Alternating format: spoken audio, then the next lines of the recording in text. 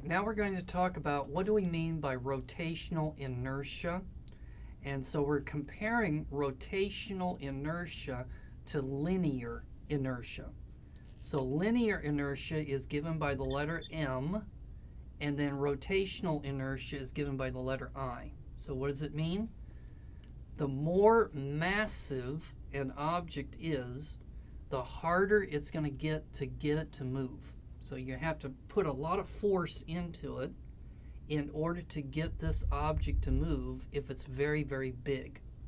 But once it is moving, it's hard to stop it from moving. It takes a lot of force to stop this thing from moving if it's very, very big.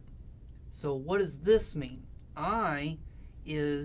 If I is very, very big, it's hard to get the wheel to rotate. But once it is rotating, it's hard to stop it from rotating. Now it's a little bit more complicated than regular mass. So I is equal to a constant, and then it's got the M, just like this one does, and it's got the radius squared. So again, notice it's got a connector. So the R is the connector between the I and the M, like the R is the connector between the R and the theta there.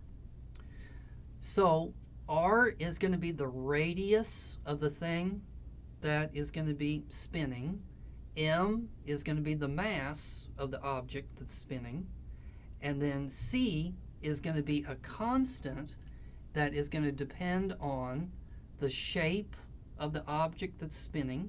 It's going to depend on where is the mass. Is the mass located on the outside of the object that's spinning, or is the mass located more in the middle of it?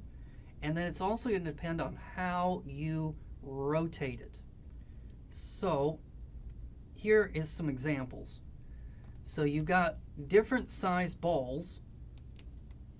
And when I say size, I mean they have the same diameters, but they have different masses. So maybe this one is made of styrofoam and it doesn't have much mass. But this one over here is made of lead, so it has a lot of mass.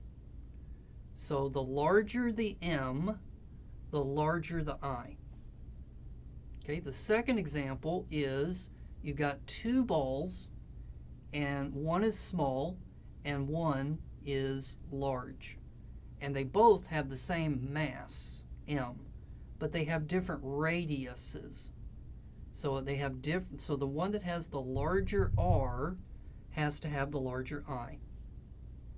And then the third example there is you've got two objects and they're the same mass and they're the same radius. But the difference is that one of them is a ring that has a certain radius R, and then this one is a solid disk. So it depends on where the mass is. This one has the mass at the edge. This one has the mass and it's uniformly distributed inside there. And then the last one says you got a bar, and it makes a difference if you try to spin it like this, or are you trying to spin it like this? So it depends on how are you spinning it. So all of this goes into this one equation here. Okay, now I would like for you to be able to read a chart. So you'll notice there's different shaped objects. Every one of those objects is going to have the same mass. So the M is going to be the same for all of them. Now what is going to be different is the shape. So you see some are bars, some are discs, some are spheres, some are plates. And then notice how you're spinning it. So sometimes, like with that plate, so in one case you're spinning it like this, and in the other case you're spinning it like this. And then underneath, you'll need to blow the picture up a little bit, but you should be able to see the moment of inertia I for each of those shapes.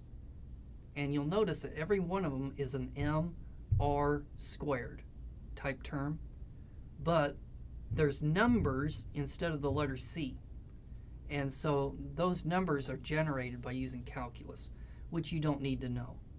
But if I give you two shapes, you should be able to tell by looking at them which one has the bigger I. So the one that has the bigger I is going to be the one that has the bigger number that comes in front of it. Okay, so here's an example of how you might use moment of inertia. So you're not going to be plugging any numbers into the formulas, like 3 kilograms and then it has a radius of 5 centimeters. You're not going to be doing that. I'm going to say if this letter gets bigger, then what does it do to this letter out here? So those are the kinds of questions that I'm going to ask you. Okay, and then here is another example of how you would use moment of inertia. Okay, let's take a break. When we come back, let's talk about what torque means.